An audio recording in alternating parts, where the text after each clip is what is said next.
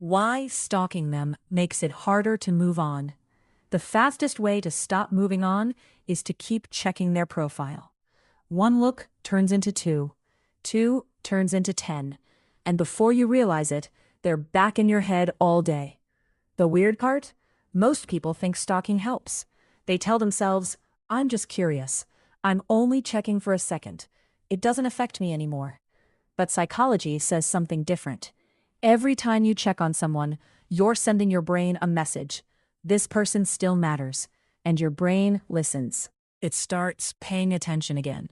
Looking for clues, looking for updates, looking for meaning in every photo, every story, every post. That's why one quick profile visit can turn into an hour of overthinking. Because your brain doesn't know you're trying to move on. It only knows where your attention is going. And attention creates attachment. The more attention you give, the stronger the attachment becomes. That's why some people feel stuck for months.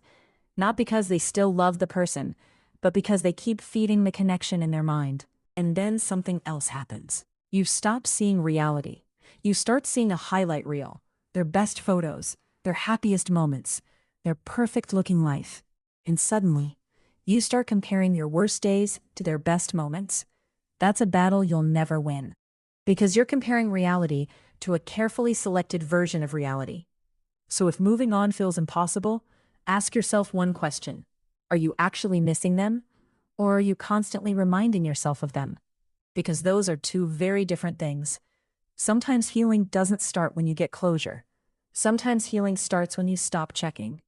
And maybe that's the lesson. You can't move forward while constantly looking backward.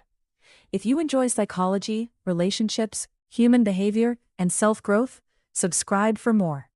And remember, what you feed grows.